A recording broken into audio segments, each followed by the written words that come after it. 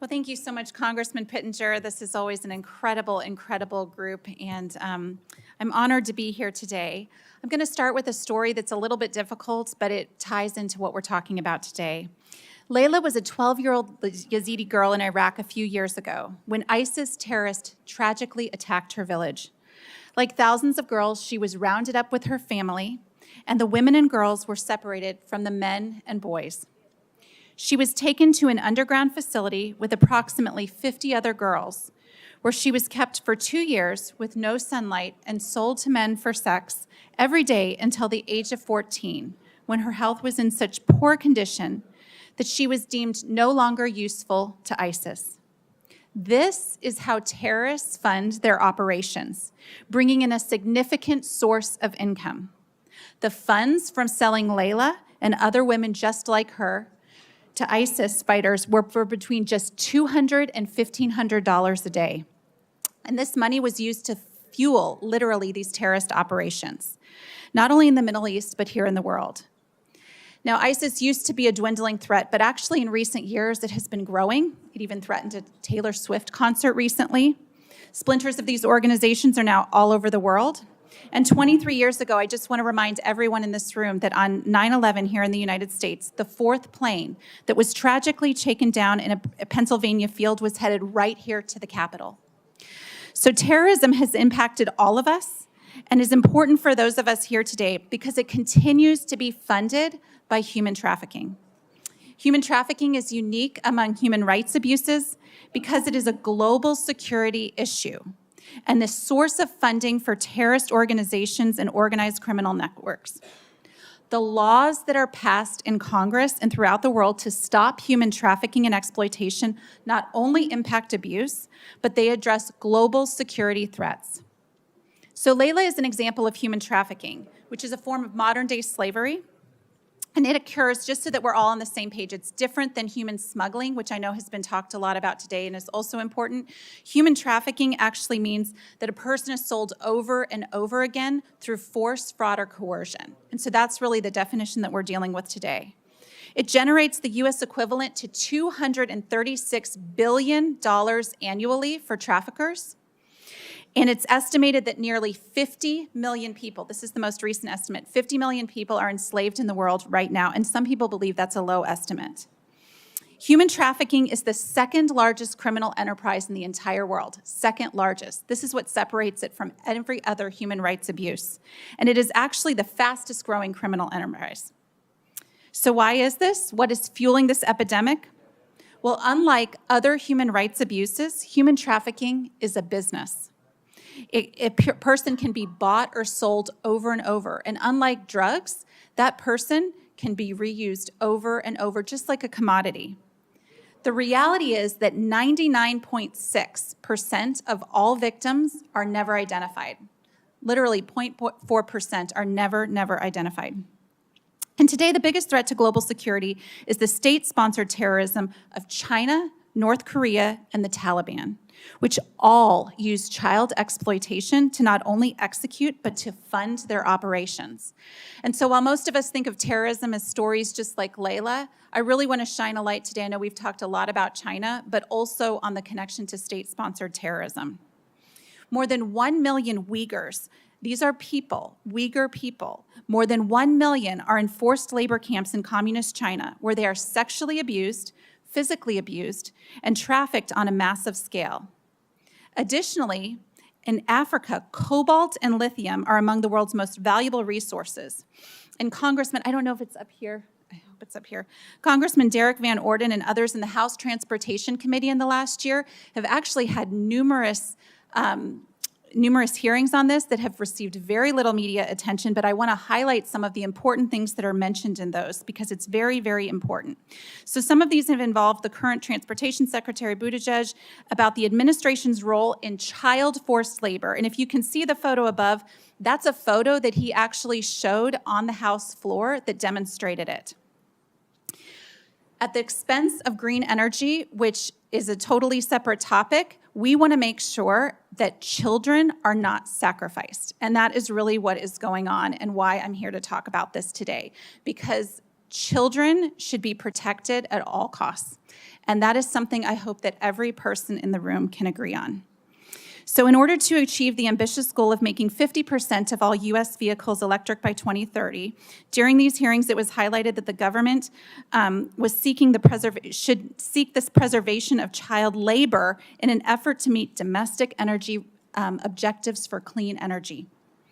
The bipartisan, and this is a totally bipartisan, Congressional Executive Commission on China, which many of you know about, has also held hearings on this. This is a completely bipartisan issue, especially here in the United States, on child labor and human rights violations in the mining industry in the Democratic Republic of Congo specifically, which called attention to the specific violations of these nations. Okay, so how does this tie in to state-sponsored terrorism? And here's where I will make the link. Because Chinese and Russian companies control a significant portion of these cobalt mines and refineries, dominating the market and importing minerals in hugely substantial quantities. They mostly come from there. Over 70% of the world's supply comes from the DRC. And the immense demand for cobalt in battery production fuels this exploitation. In 2020, 41% of all cobalt-containing batteries were imported from China. And this figure represents a lack of responsiveness to years of reporting on the association between severe child labor practices and the cobalt supply chain. China also plays a huge role in forced labor practices while processing the rare minerals that are mined in Africa by using the Uyghur population in China to process these materials. So they're involved in slave labor in Africa to actually get this, and then they're involved in slave labor in China to process it. Chinese mining conglomerates are known to conduct work transfer programs where individuals are forcibly moved to the north to work in mining operations in genocidal conditions. But Chinese companies are directly involved in perpetuating these human rights conditions and heavily control the mining industry. Why? Because the export of these minerals to other countries poses significant problems. China's role has created very deep-rooted supply chain concerns. And so supply chains, a lot of times people think, oh, that's out there. It impacts all of it. As Benjamin Franklin said, an ounce of prevention is worth a pound of cure. So I have some good news here. There is some hope. I know that there are lawmakers in the room here. A lot of laws are being created, and there's a couple I want to highlight. In the United States, we passed the Uyghur Forced Labor Prevention Act years ago.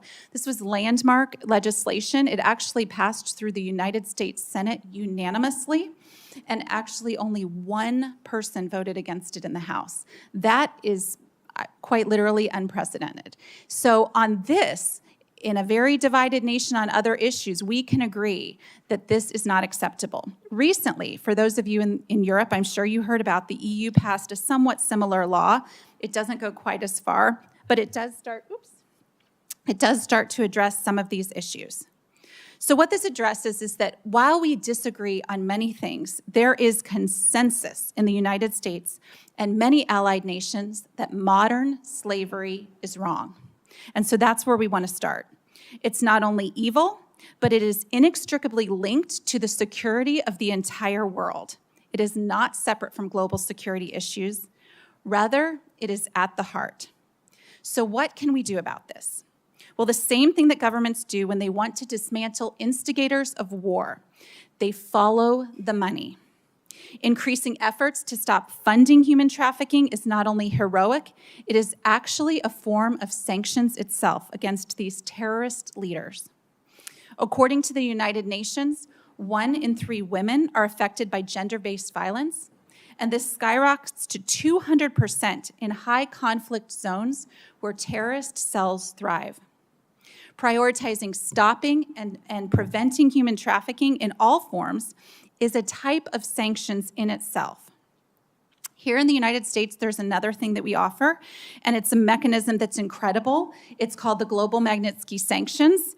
I know some nations now have that as well. I'm going to give a brief explanation. I know many of you are familiar with it, but Global Magnitsky Sanctions, the U.S. can target warlords and terrorist leaders with economic sanctions that render them powerless, and they do this by actually targeting large and small channels of money.